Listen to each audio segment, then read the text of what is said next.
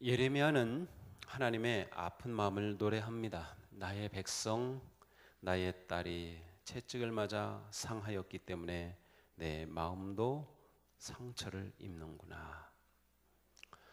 오늘 말씀은 상처를 받은 자에게 위로를 주시는 말씀을 보고자 합니다. 상처받은 자에게 주시는 위로.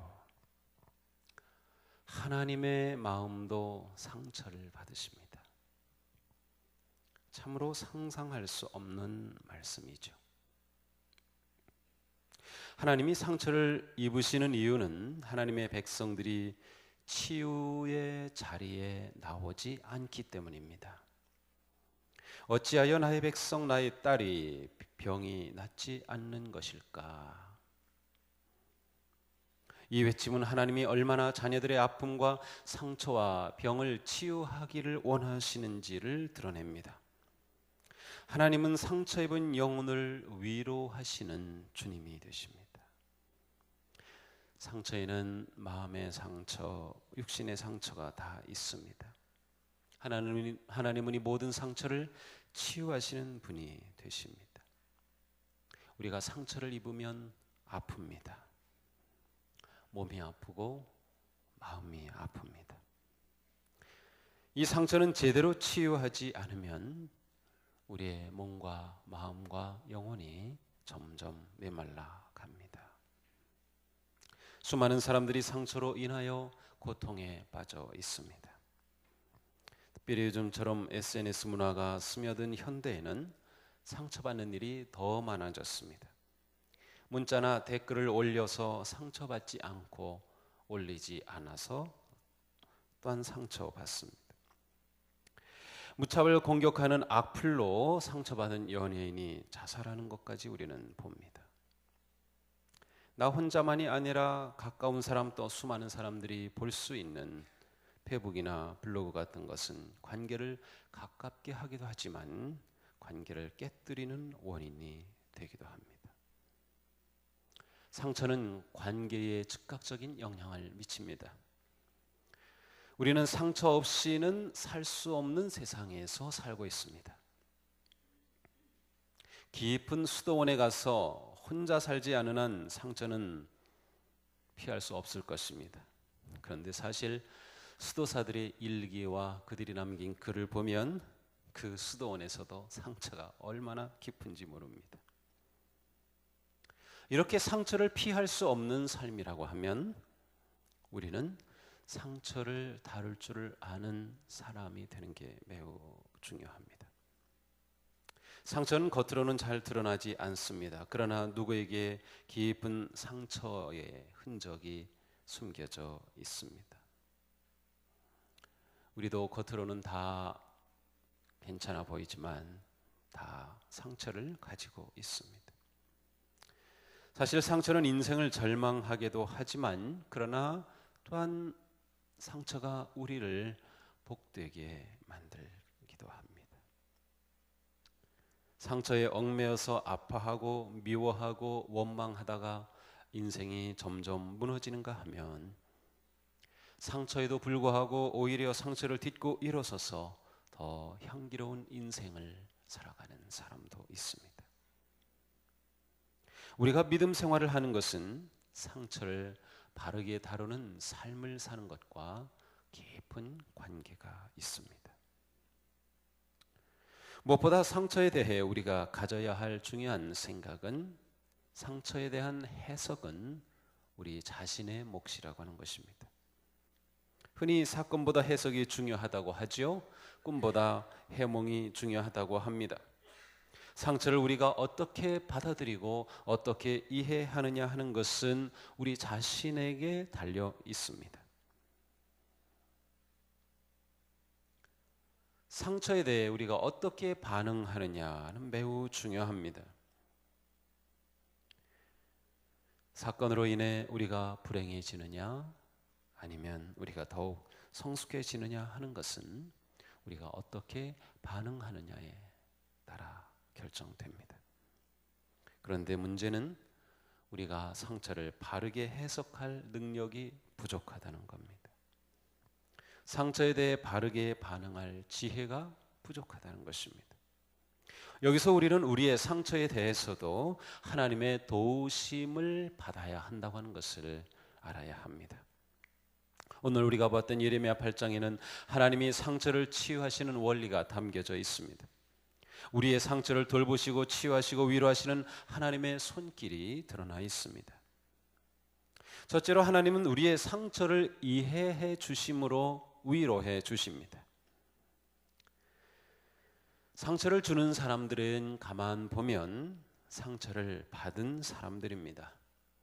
어릴 때에 또 성장하는 과정에서 또 살아가면서 만나는 많은 관계 속에서 받은 상처가 쌓여서 자신도 모르게 상처를 주는 사람이 됩니다. 아픈 상처가 남아 깊이 쌓여 있습니다. 마치 나무에 나이테가 있는 것처럼 우리 삶의 인생의 굴곡마다 상처가 기록되어 있어서 우리에게 영향을 줍니다. 근데 하나님은 우리가 상처로 아파할 때 함께 아파해 주시는 분이시라는 겁니다. 나의 백성 나의 딸이 채찍을 맞아 상하였기 때문에 내 마음도 상처를 입는구나. 우리는 상한 갈대와 같은 존재입니다. 그러나 하나님은 우리의 상함을 외면하지 않으십니다. 우리를 이해해 주시고 우리를 위로해 주십니다. 이사야 선지자는 외칩니다. 그분은 상한 갈대를 꺾지 않으며 꺼져가는 등불을 끄지 않으며 진리로 공의를 베푸실 것이다. 우리는 꺼져가는 등불 같고 상한 갈대 같습니다. 그렇게 연약하고 그렇게 상처를 입습니다. 그러나 하나님은 그러한 연약한 우리를 꺾지 않으시고 끄지 않으시고 함께 아파하시며 이해해 주십니다. 하나님은 우리를 만드셨으며 죄로 인해 무너진 우리 인생을 잘 아시기에 우리의 상처를 이해해 주시고 위로해 주십니다. 이것은 우리가 살아가는 삶에서도 마찬가지 삶의 원리를 가르쳐 줍니다. 사람은 모두 상처받은 존재이며 누구에게나 상처가 있으며 이 상처에서 나오는 것이 우리를 아프게 한다는 것을 서로 이해해야 합니다.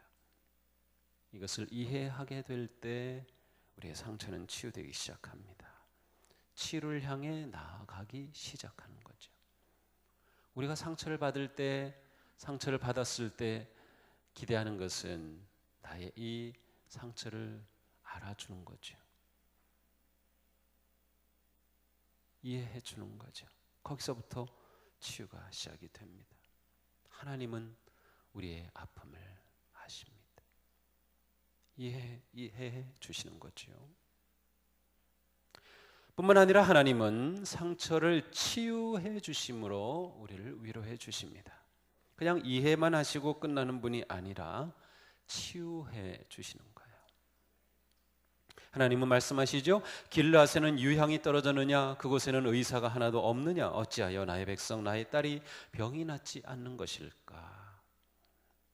하나님은 길르앗에 유향이 있는데 왜 상처를 치유하지 못하고 있느냐고 말씀하십니다. 하나님은 상처를 치유할 길르앗의 유향을 이미 준비해 놓으셨다는 것이죠. 하나님은 그것으로 치유의 일을 행하십니다. 우리에게 길르앗의 유향은 곧 예수 그리스도이십니다. 예수님은 우리의 상처를 아시고 아픔을 아십니다. 예수님 자신이 말할 수 없는 상처를 받으셨고 아픔을 겪으셨기 때문입니다. 이사야는 예수님에 대해 이렇게 예언하였습니다. 그가 찔린 것은 우리의 허물 때문이고 그가 상처를 받은 것은 우리의 약함 때문이다. 그가 징계를 받음으로써 우리가 평화를 누리고 그가 매를 맞음으로써 우리의 병이 나았다. 예수님은 상처를 받으셨어요. 그것은 우리의 약함 때문입니다. 예수님은 징계를 받으셨어요. 예수님이 상처를 받으셨고 징계를 받으신 것 때문에 그것이 우리에게 치유를 가져온다고 하는 것입니다. 그것 때문에 우리가 평화를 누린다고 하는 것이죠. 그것 때문에 우리의 병이 상처가 낫는다고 하는 것입니다. 그러므로 우리의 상처를 부끄러워하지 말고 예수님께 내어놓는 것이 매우 중요합니다. 예수님은 아시며 이해하시며 또한 만져주시기 때문입니다. 우리의 상처가 치유되기를 갈망하는 것은 하나님의 자녀인 우리들에게 주신 당연하고도 중요한 특권입니다. 하나님은 우리의 상처를 만져주시기를 원하시기 때문입니다. 상처를 묻어두거나 합리화하거나 다른 사람에게 투사하지 말고 그대로 주님 앞에 가져와 치유하심을 구하며 내려놓는 것입니다. 우리는 내게 일어난 상처에 대해서 내가 다루어야 할 책임이 있다는 것을 알아야 합니다. 내가 바르게 반응해야 한다는 것을 알아야 합니다. 상처는 다른 사람이 주었습니다. 그것은 확실합니다. 그렇지만 그 상처의 치유의 책임은 내게 있습니다. 받아들이기 어려울지 모르지만 이것을 받아들이지 못하면 치유는 일어나지 않습니다. 그래서 우리는 주님께 우리의 상처를 드러내야 하고 상처가 치유되기를 구하며 갈망하며 길르앗의 향유 되신 그리스도를 의지해야 합니다. 상처를 치유하시고 위로하시는 주님이 계시다면 우리는 바로 그 주님을 마땅히 의지해야 하는 것입니다. 상처를 치유하시는 분은 성령님의 일입니다.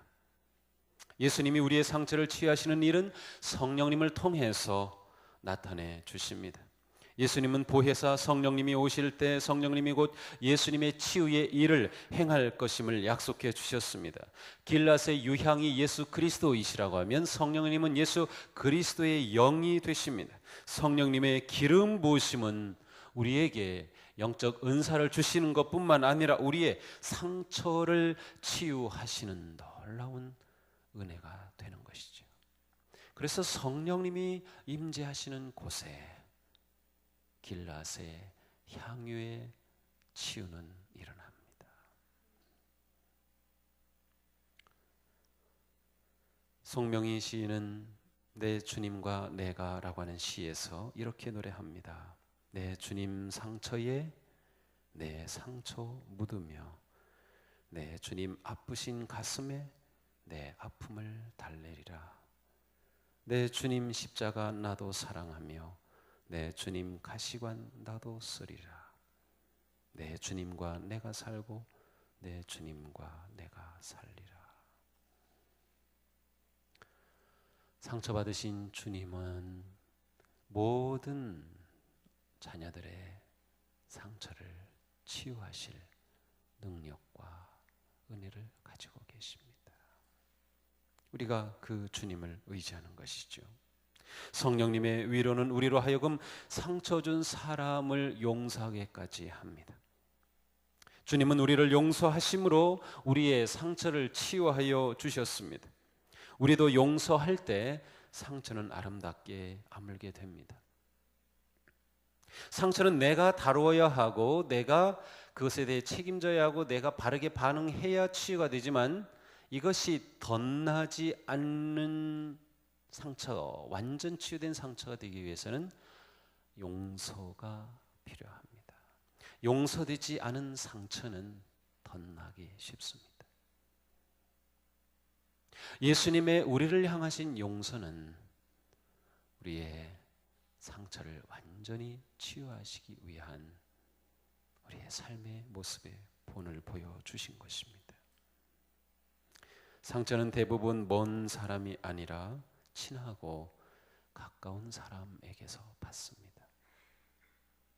가족이기도 하고 함께 가까이 지내는 친구, 함께 사역하는 사람들, 가까운 사람을 통해 상처를 받습니다. 그래서 용서가 어려운 거지요. 그러나 용서는 주님이 본을 보여주신 치유의 완성입니다.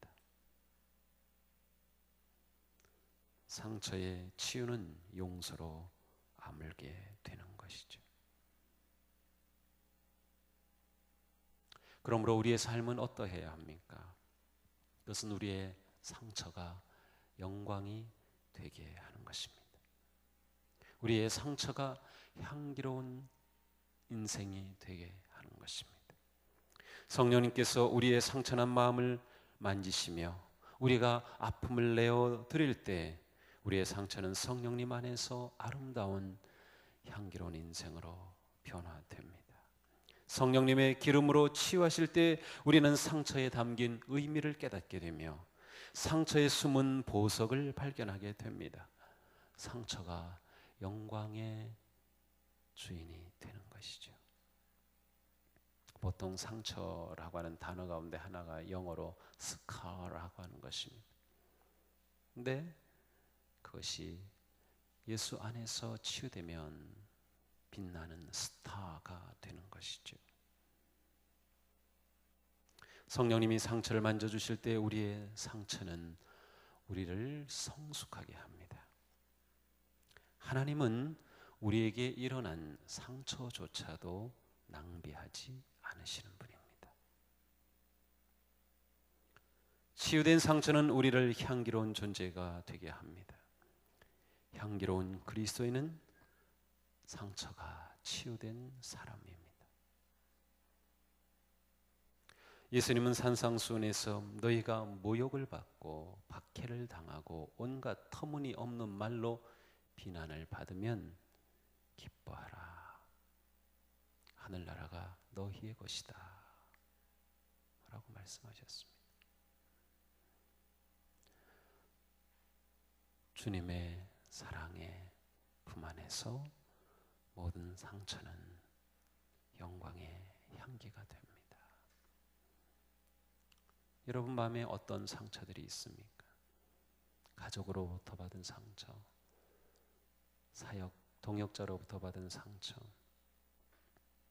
영적인 지도자들로부터 받은 상처, 부모로부터 받은 상처, 자녀로부터 받은 상처, 많은 상처들이 있습니다. 그냥 모른 채 하고 두지 말고 주님께 드러내는 겁니다. 주님은 치유하십니다. 우리를 치유하시기 위해 십자가의 고난을 받으시고 상처를 받으시고 찔림을 받으셨습니다. 주님 안에서 우리의 모든 상처는 우리의 영적 성숙의 은혜가 되며 주님을 위해 빛난 존재로 성숙해 주시는 은혜가 될 수 있습니다. 이 아침 우리의 상처받은 영혼이 하나님의 치유하시는 부드러운 손길을 만나기를 원합니다. 주님의 그 손을 꼭 잡으시기 바랍니다. 위로의 성령님을 의지하시기 바랍니다. 상처가 향기로운 인생으로 변화되는 복의 삶을 향해 나아가는 우리 모두가 되기를 주님의 이름으로 축복합니다. 다 같이 주님을 의지하며 찬양을 부릅시다.